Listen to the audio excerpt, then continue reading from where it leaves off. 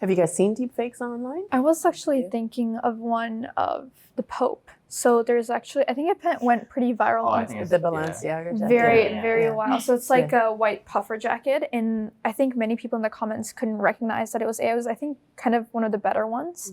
But some people commented that his hand was distorted. So it's like little details that show up. But otherwise, like I think we were talking about, if you just see it in a moment or you're passing by, you see it on the news and on like a mega screen, it's not going to be as clear and you might fall for it. I think the onus is also on the institution that releases the media as well. I think they'll have a reputation, and if they want to keep the reputation, then they should keep posting honest content. And as soon as there's AI generated content that seems false, then people will say, okay, well that institution or news company is promoting lies. So I think the onus is also on the institution as well as the viewer or the user to make sure they're looking at sources that they know of, not just looking at any source, because any source can eventually will be able to post any kind of video as long as people engage with it, right? Yeah, as long as people engage with it. Right. I think also depiction of events or like news is too. Some AI generated images are created in a way that is emotionally provocative, like, children or like animals being harmed or distressed, like in a certain situation, creates an emotional response. And that creates a sense of everyone needs to look at this, has to be spread all over the social media sources. And that creates a sense of misinformation for a lot of people. And that to me has been really alarming, because one small little portrayal of an event can create such a massive response by the public. And trust is so fragile right now, right? It feels as if there's a lack of trust with a lot of our institutions. Does that worry you guys?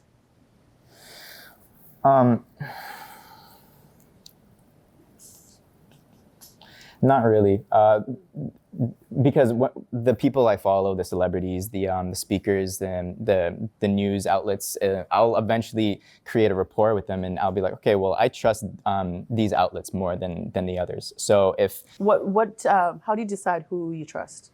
Like, what do they have to do to gain your trust? Well, I would listen to how they speak and what their motivations are of what they're talking about, and if they have any ulterior motives, then you might be able to, after listening to them for a while, you might be able to scope those out as well, and then you'll say, okay, well, I've been listening to these guys for a long time. I like their opinions, so maybe I'll trust them a little bit more. The reason I ask that is that I think for a very long time, before social media, there was this expectation, whether it was earned or not, but that's what it was. With mainstream media, you trust the media because the media is supposed to act in the public trust. In the public interest, right? And then over the last few years, social media has become a place where people find information, and some people feel like they can trust social media more than they can with the institutions from the past. So that's why I was asking, how do you decide who you trust? Because trust has a role in the disinformation and misinformation that we're seeing. And also, if you do see a deep fake of the prime minister, will you believe what he's saying is what he's saying, or is it a deep fake? I think it becomes really difficult, and that's where it becomes a responsibility, especially when we see like high profile figures, to kind of like fact check and verify with like different sources. One instance that just popped into my mind was of Nancy Pelosi. I think there was a video clip of her, and it was deep fake, so her speech was slowed down, so it appeared like she was slurring, and then it kind of made it appear that she was kind of like senile, or kind of like it gave. So she wasn't capable of doing her job, right? I also just wanted to touch on the use of social media as consuming news, and figuring out if something is misinformation and the widespread of all of that. I think a big part in that is, I think at first when you first asked the question,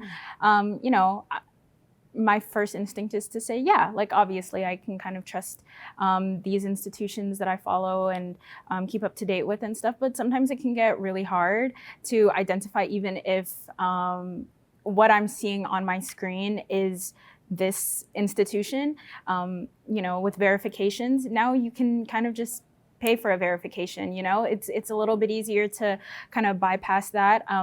I follow this pop culture account on X, or Twitter, on X, and I saw something and it had the exact same profile picture as an account that I do follow, but on X, you can consume stuff that you don't necessarily follow, and so I saw the profile picture. It had a very similar name, but it was just the one letter was mixed up.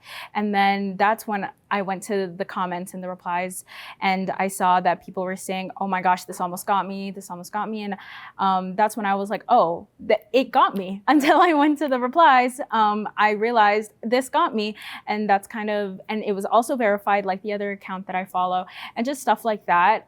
It might not be on that big of a scale, but it was just something where I was like, "Oh, like just because you see the blue tick doesn't necessarily mean that this is something that I can trust." Well, do you any of you else, ever have those moments where you're like, is this actually what I'm seeing? Is that true? Or do I need to like verify? Yeah. So many times, like pictures on not television, but social media wise, they look very realistic, and the depiction of like an event is very real.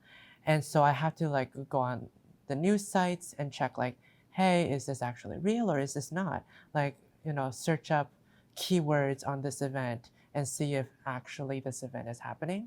Because so many times, because of the images are so realistic, it challenges you to be like, to critically think, is this actually the right thing? Like, is this actually what's going on, or is this very different?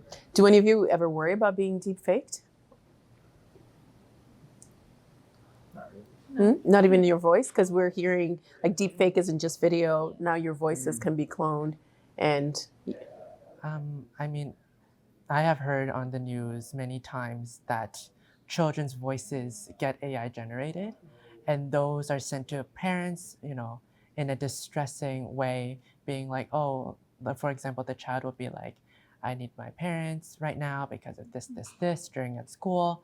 And that creates kind of like a culture of like scamming, where the parents are very alerted because of their children needing help or in a very distressed situation, might need their parents for help in that situation, and that might get the parents very provoked to do something.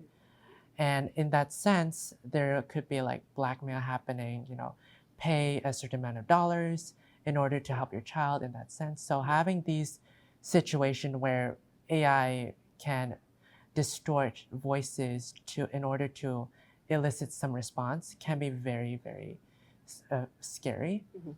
I thought it was really interesting, yeah, because I've talked to it with my kids, and we have like a code name. So it's something that I worry about, but I find it interesting that you're not worried about it. Do you think it's like a generational thing, or? I was gonna say, I think I am a bit worried about it because it can happen to anyone, especially when I learned about the nth rooms. I realized it doesn't just happen to celebrities or politicians. It can happen to the average person. It's just about having 2 or 3 photos, rather that's your school book, maybe a graduation photo. It doesn't take a lot to be deep faked. One image, like I said, but again, like you said, I think the problem is it's widespread. So the distribution is like, if it's through chat rooms, it's everywhere. It's hard to track it down, be to the central chat or to the central point, kind of where it began off of. Well, I guess the reason why I'm not super concerned is that there will be a period of transition where eventually, in a couple of years, the internet will be flooded with AI-generated media, and I think the overwhelming amount of pictures and videos that are fake is now going to keep everybody on their toes, and by default, people may not believe what they see right away. So I think our standards of what we believe will go. So do you think we'll become more skeptical? Oh, definitely, because like seamless pictures and videos will be all over, and some people will be doing it just for fun, pet videos or whatever. I saw one Instagram account that's it's literally just a cat driving a Formula car and racing around a mountain, and So cute. and it's great to watch. It's great to watch as well. But it's fake. Yeah, but it's AI generated. So for me personally, maybe the only concern I would have is people imitating my voice. However, I think through the transition period, if the government enforces a label, a probability made by AI, then that would help clear my conscience as well, because that label will always be there if that's enforced, as well as the skepticism that everybody will generally have as soon as the internet gets flooded with these tools that will be more and more readily available.